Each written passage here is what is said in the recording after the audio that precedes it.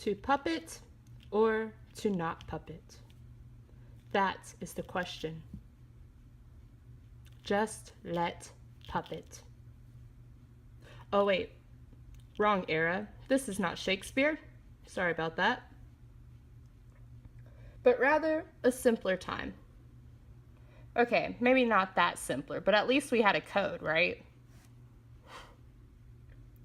Today, my puppets and puppets will talk to you about the Code of Chivalry. More like the Code of Chivalry explained by the Duke of Burgundy.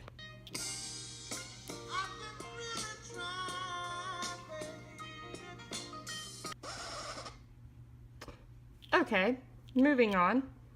So as I was saying before I was interrupted by that very awkward montage, today my puppets and puppets will be explaining to you the Code of Chivalry, as explained by the very awkward Duke of Burgundy. So sit back, relax, try not to fall asleep, turn off your cell phones. Talking to you, you know who you are. It's rude. Do you understand? Okay, cool. I present to you the Code Chivalry. Yay! How's it going, everybody? Today we are going to be talking about chivalry, specifically the code of conduct known as the Duke of Burgundy. There are 12 words that are included, but I will be talking about 3 of them.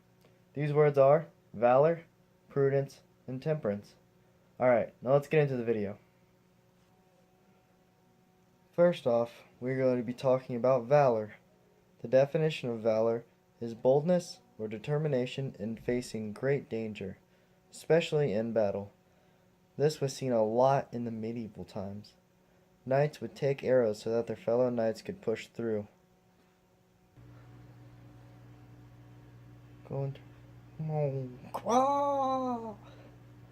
Alright, we can push up, go, go, go!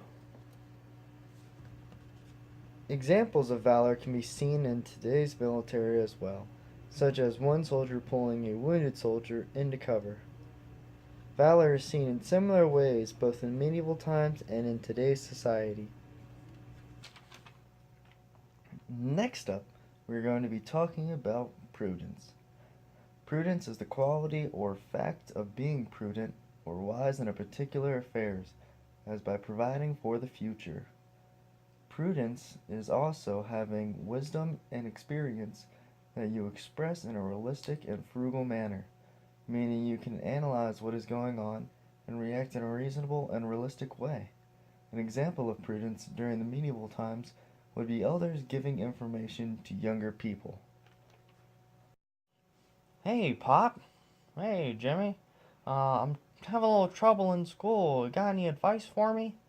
Oh, yeah, Jimmy. You should stay in school and get that good education because it's necessary to get a good job later on in life. Because if you don't, you could be struggling like me and life will be hard and you don't want that. You want to make it easy on yourself. Oh, thanks, Pop. Last but not least, we are going to be talking about temperance. Temperance is having a moderation of self-restraint in action or statement. This is also known as self-control. Knights practiced temperance because they did not want things such as greed or lust to get in the way of their career. For instance, if a knight was offered a lot of money, they should have the self-control not to take the money. Hey, knight. Yeah? You want this pile of money? Maybe. No, I can't. I mean, maybe. Nah, I can't do it. Sorry, man. I gotta go. Whatever, man. Whatever. The queen told me to go check out the war. Well, I want to do it.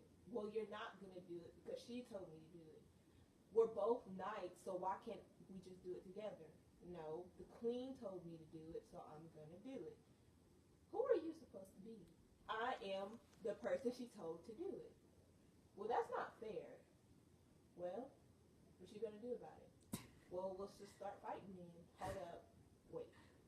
We both knights and we know the code. We're supposed to we're supposed to resolve everything together. That's just what we're supposed to do. Yeah, you're right. I guess we can both go together. Okay, let's go. Who goes there? Hi, my name is Leo. What did you come here for? I came here to see about your spells. What about them? I just want to know, like, how do you cast spells on people? Because I want to turn into a human. Why did you come all the way out here to find out about my spells? I don't tell my spells to nobody. I just want to know, who are you and what do you want? I told you what I wanted. I want to know about your spells. I don't believe you. You either tell me who you are, or I really will cast a spell on you. Okay, hold on.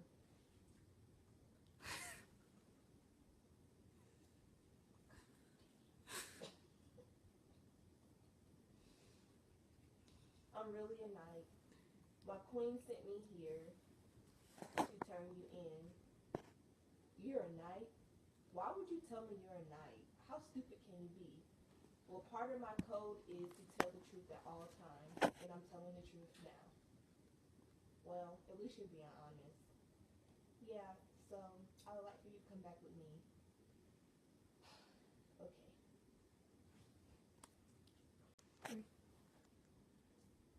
What's wrong? I don't think that I'm going to be able to become a knight. Why?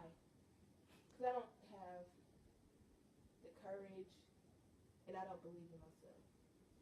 Well, you know what you're supposed to do. You're supposed to believe in yourself and have hope. I know that's part of the code, but I don't really think I can do it. But you can. You want to be a knight, so you're going to be a knight. You're right. If I believe in myself and hope I can be the best I can be, I'm pretty sure I'm going to be the best knight I can be. Good. Hello, my name is Phil. No, not the doctor, just your regular old sock puppet. Today, my friends and I will be talking about 3 different terms from the Code of Chivalry. We will discuss sagacity, liberality, and of course, diligence. So let's go over here. Now, the first word we're going to discuss today is sagacity. Now, if I go up to you and say, hey, you, nice t-shirt, you might leave thinking, hey, I like that person. Let me talk and think good about them. That's good judgment, right? Showing good judgment. But if you were to come up to me and say, hey, nice t-shirt, well, the first thing I would think is, hey, I have no t-shirt, right? But if you were to say, hey, I like your blue curls you got there, then I would say, hey, I'm going to think good about this person. That person must be a nice, mighty fine, nice, good person. And that's sagacity right here. Hey y'all, my name is Becky. Now today, we're going to talk about liberality, which means being open to new ideas or being free from prejudice. But it can also mean giving or spending freely, which is the one we're going to focus on today. Not this one. That can go away. So when we think of that one, we can think of 2 things. Giving freely, we think of Taylor Swift maybe. Whoops, that's a snake. Much better. Taylor Swift loves to give freely to charity, right? So she shows examples of liberality. Now, there are other people, such as people includes this one right here, Kylie Jenner, who spends freely. I mean, just look at all the new cars she has for herself. Were you waiting on the camera to show you the cars? Sorry about that. But just imagine the cars and plastic surgery she's gotten for herself. That's a mighty fine example of giving or spending freely. Giving freely, spending freely. Giving, spending. Hello there, I'm Jane. Now, I'm going to talk to you about diligence. Diligence is careful and persistent work or effort. For example, it took a lot of diligence for me to put this thing with my mouth onto the black piece of paper.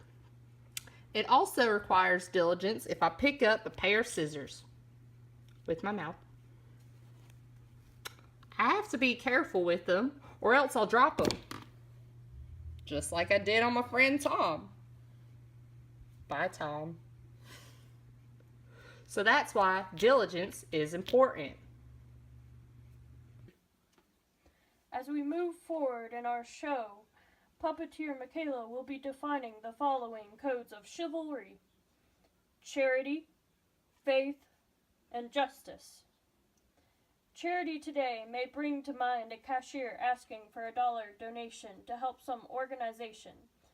It may even bring to mind specific charity organization names such as St. Jude's Hospital, Ronald McDonald House Charities, or World Vision. In medieval times, charity had a different connotation. Charity in medieval times was the act of giving to the less fortunate, but it also is a way of the rulers maintaining their power. Rulers performed acts of charity to win over the hearts of the citizens. The great king, the great and faithful and giving king is coming this way. Everybody, please come.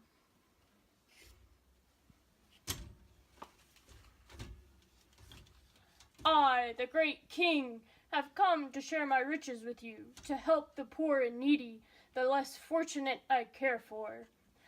Oh, such a great king! I love him being the ruler.